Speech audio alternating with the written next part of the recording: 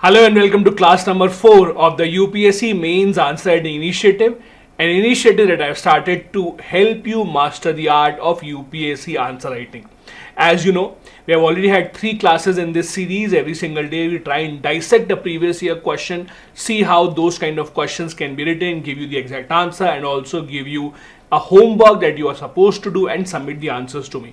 I'm glad to see a lot of you have been submitting your answers. I have also been giving you feedbacks, and I hope that all of you can incorporate and improve on that. Also, if you want the PDF of all these lectures that I do here, you can join my Telegram channel. The link for Telegram channel I have given in the description of the video. Now, in the very first class, if you have still not attended that, we discuss about how to structure an answer. We discuss about how to write the introduction part, the main body part, and the concluding argument, where to write the way forward, where not to write the way forward. We have discussed all of that. If you have still not seen class number 1, please go to this playlist. The link is in the description of the video, the playlist of this answer writing initiative. Go to video number 1 and see in the beginning how to structure an answer. Once you are done with that, then you can come back here. Here, today we have taken up another question that the UPSC asked in 2023. Today we have taken up a question from GS1. Let's see. The question is, bring out the socio-economic effects of introduction of railways in different countries of the world. So it's a GS1 question. It's a question mainly from world history. You can also add a bit of Indian history if you want, but mainly it's a question from world history. How has introduction of railways impacted different parts of the world, both in social and economic terms? Now, not an easy question to answer. The reason being, you read about the introduction of railways and its effects in India. You talk about the fact how railways connected people from one place to other. It became easier for the merchants to sell their products at far off places. It became easier for people to travel. It became easier for people to take up job opportunities away from their own places. So it is a kind of question that you can answer better if it is India specific. But the question is not India specific. The question is about the impact of railways around the world. Now, what do you do in this case? It's a tricky thing because you have to give some examples. If you know the impact of railways around the world with some examples, how it impacted Europe, how it impacted Asia, Africa, America, etc., then great, you can give examples as well. But if you don't know, for example, let's say you don't know what has been the impact of railways around the world, then what do you do? In that case, what you do is, whatever has been the effect of railways in India, more or less similar effect it has had around the world as well. Like connecting bigger cities with smaller cities, making it easier for people to take up job opportunities, giving employment to a lot of people. Railways, as you know, is one of the largest employers in India right now. So if you don't know what exact impact railways has had on other parts of the world, then the one trick that you can apply here is think about India, think about the impact railways has had in India, and then we will apply that to other parts of the world as well. The only problem in this case will be, if you are not sure about how it has impacted other countries, is that you will not be able to give exact examples. If you don't have exact examples of around the world, that might create a bit of a problem in this answer.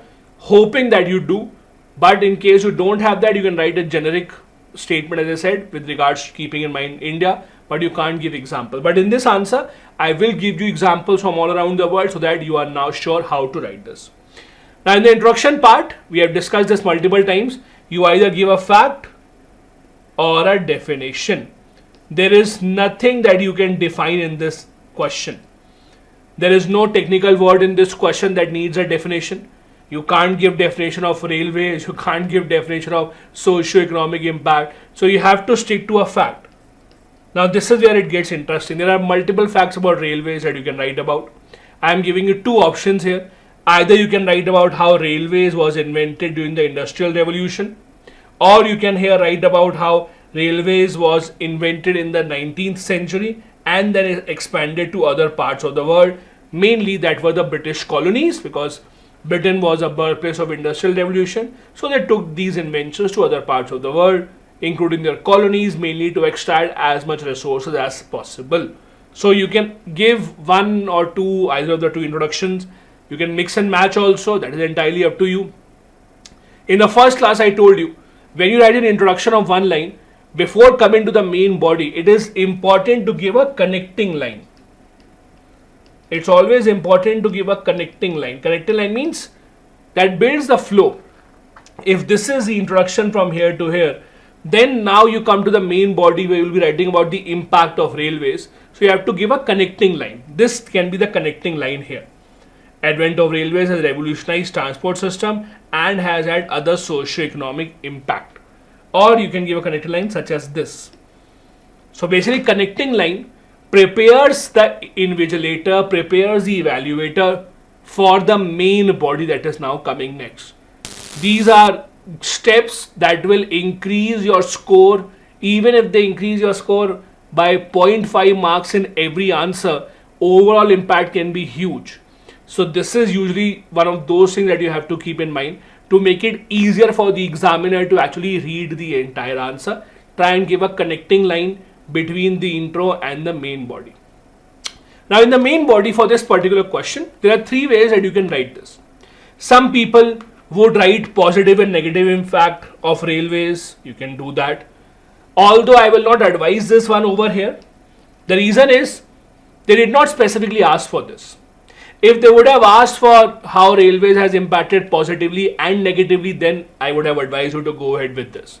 Or if the question would have been pros and cons of railways, if something like that would have been the question, then I would have advised you to go ahead with this kind of an answer body where you write positive impact and negative impact.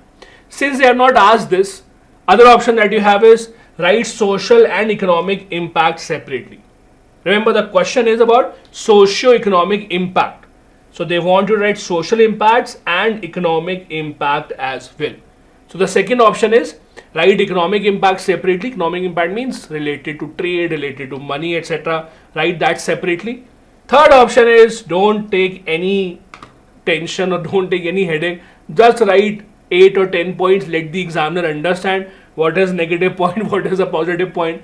Let the examiner make out which one is social point, which one is economic point. I usually don't advise this. In most of the answers in the main body when you're writing point wise, if there are different categories or there are different subheadings that you can give, it is always preferable, because you are making the job of the examiner easier. The easier you will make it for me, that is the examiner, the more marks I will be happy to give you, because you made my job easier. You made it easier for me to check your answer, to evaluate you. So please don't make my job more confusing by just giving points randomly. If you can give subheadings, one subheading of social, one subheading of economic factors, I would be happy to give you extra marks for that. So the approach that I have taken up is this one. Again, as I said, usually people take one of the three approaches. You can also do that. My advice would be to take the middle approach, and I told you why is that so. So we first focus on the economic impact. Again, if you have examples from around the world, great. If you don't, then think of India, write from India's point of view, and don't give examples. Here I have given you some examples. Economic growth, how businesses can reach larger areas now. Let's say you are in Punjab, you are manufacturing something. Before railways was introduced, you could only sell your product nearby. Now with the invention of railways, you can go ahead and sell your produce in Kerala, Karnataka, West Bengal, to many other places. It will lead to economic development, economic growth. UK during Industrial Revolution is a prime example of that. It helps economy. How? By transportation of stuff. Coal, iron ore, minerals, oil, all that is transported across the entire country with the help of railways. So raw material transportation becomes easier. It also helps in travel and transport. Again, I have given an example of how in North America, western regions of North America were industrialized later on. This is where settlements started. If you read in world history, this is America. Settlements in America started from this side. It was much later on that the western part of America was actually inhabited. That was because of the invention of the railway systems. Then I've given examples of how different towns and movement from one town to the other town became easier. Industrial corridors were invented. There are examples of Canada, you see in India also. Government of India trying to establish industrial corridors. Then giving employment, this point is applicable to all around the world. And also helping the population not to concentrate in one single place. Let's take a simple example. There are lakhs of people who work in Delhi, but they don't live in Delhi. They live in nearby areas where it is cheaper. They don't really have to pay high rents of Delhi. So people, let's say, live in Ghaziabad. There are some people who live in Hapur. They will catch a train early in the morning for 1.5 hours, come to Delhi, go to office, work in the evening, then again take the train, go back. So the movement of people to work in these big cities has become easier. They don't really have to settle down in these cities. They can settle down in smaller areas, suburban areas, and they can still commute. So the linkage between urban suburban area has become much easier.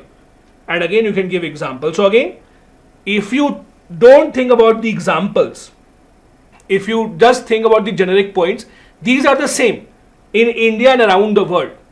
Just that when the question is about around the world, you have to give examples of outside India as well. That is different. But even if you don't know examples of around the world, don't think that you can't write this answer. You can write this answer, but just that the examples will be missing. That is absolutely fine. You might get slightly lesser marks, but at least you should try. Then we come to social factors. First, high mobility. That means exchange of ideas, exchange of culture. For India specifically, it played a major role in freedom struggle. It allowed the people to move freely from one place to other. The lakhs and lakhs of people who took part in freedom struggle, who used to come to listen to speeches of Gandhi, all of these were made possible because of advent of the railway. So again, just because the question is about the world doesn't mean you can't give India example. You can give Indian example also. India is also part of the world, right?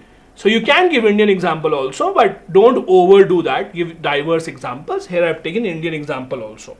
Urbanization, as we discussed, urban centers like Delhi, etc. have been benefited. Mumbai, all these have been benefited because of railways. Railways have also been the information carriers. How does newspaper printed in big city go to smaller cities? How does it reach there at 6 in the morning? Most newspapers are not printed in every city. The newspaper press might not be in your city, but it still reaches your home at 6 a.m. in the morning. How? Railways allows us to do that. Dietary pattern have also changed. Again, very interesting. Earlier, people used to only consume something that is available around themselves. Now we are in a situation where you can actually consume anything from all around the world. Sitting in, let's say, Delhi, you can easily consume something that is grown in Tamil Nadu, Karnataka. You can easily consume something that is grown in Assam because it will reach you within a specific amount of time because of railway. So dietary patterns have also altered. It's not that you have to consume only which is grown around you. Migration has also been impacted. So all these are impacts. And as I say earlier as well, there is no one ideal answer to any question. You can give other points as well depending upon you, depending on your understanding, depending upon at the time of the examination, what points you remember, what points you not. But this is how you can basically write this answer. In history answers, conclusion is not really something that you have to spend a lot of time on. In history answers, there can be no way forward because way forward is nothing. What has happened has already happened. So in history based answers, conclusion can be more of a just summarization of answer and the question itself. The question itself was socio-economic impact of railways. In the answer we have, or conclusion rather, we have written the same thing. Railways transformed social, economic, cultural aspects of not just India, but also shaped the landscape of around the world. So in history and article culture, conclusions are very straightforward. You don't have to write a way forward or any suggestions. What has happened, just give a concluding argument. This was today's question that we dissected. Here is a homework for you. This again is a homework from GS1 paper of 2023. Write it in 200 words. Where do you have to send it? Either write in the comment section or, as many of you have been doing, mail this to me at this ID. I will be happy to respond to give you feedback. Make sure that you attend all the other videos on this channel. There are many other initiatives I am running. One specifically for those who are appearing for the prelims examination this year. There is a video for quick revision for prelims that goes out at 6 p.m. every day. There are videos on PSIR as well. Do check them out. Thank you so much. Join me tomorrow for the next class of the Mains Answer Writing Initiative. Jai Hind.